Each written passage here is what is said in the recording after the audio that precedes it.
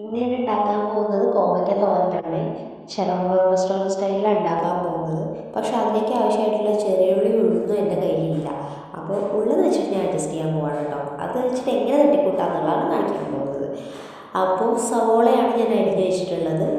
ഉഴുന്നില്ല, കടുക് മാത്രമേ ഉള്ളൂ. അപ്പോൾ പാൻ അടുപ്പത്ത് വെച്ചതിന് ശേഷം വെളിച്ചെണ്ണ ഒഴിച്ച് കൊടുത്തിട്ട് കടുകിട്ട് പൊട്ടിക്കുക. എന്നിട്ട് 2 വറ്റൽമുളക് പൊട്ടിച്ചിടുക.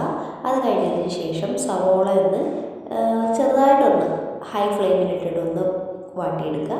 അത് കഴിഞ്ഞതിന് ശേഷം അരിഞ്ഞ് വെച്ചിരിക്കുന്ന കോവയ്ക്ക ചേർക്കുക. കോവയ്ക്ക ചേർത്തിട്ട് ലോ ഫ്ലെയിമിലാക്കരുത്, നല്ല ഹൈ ഫ്ലെയിമിൽ തന്നെ ഒരു 2-3 മിനിറ്റ് നേരം നന്നായിട്ട് തുടരെ ഇളക്കി കൊടുത്തുകൊണ്ടിരിക്കുക.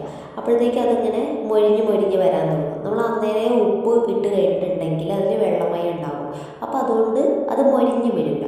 അപ്പോൾ ആദ്യം എന്ത് ചെയ്യുക, ഉപ്പിടാതെ തന്നെ ഇത് നന്നായിട്ട് മൊരിയിച്ചെടുക്കുക. ഒരു 2-3 മിനിറ്റ് നേരം നന്നായിട്ട് മൊരിഞ്ഞൊക്കെ കഴിഞ്ഞതിന് ശേഷം നമുക്ക് അതിലേക്ക് കുറച്ച് മുളക് പൊടി, കുറച്ച് മല്ലിപ്പൊടി, കുറച്ച് ഉപ്പ് നിങ്ങളുടെ ആവശ്യത്തിനനുസരിച്ച് ഇട്ട് കൊടുക്കുക.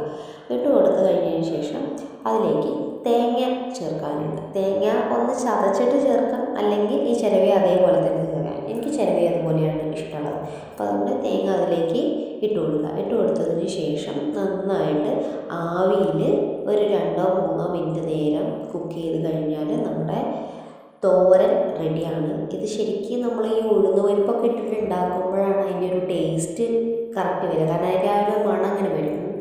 അപ്പോൾ അപ്പോഴാണ് ഒരു ടേസ്റ്റ് ഉണ്ടാകും. പക്ഷെ അതില്ലാത്തത് കൊണ്ട് ഞാൻ എന്ത് ചെയ്തു, കടുക് മാത്രം ഇട്ടിട്ട് അഡ്ജസ്റ്റ് ചെയ്തു.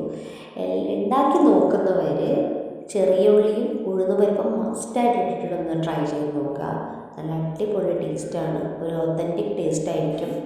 അപ്പോൾ ഒന്ന് ട്രൈ ചെയ്ത് നോക്കാം. Thank you.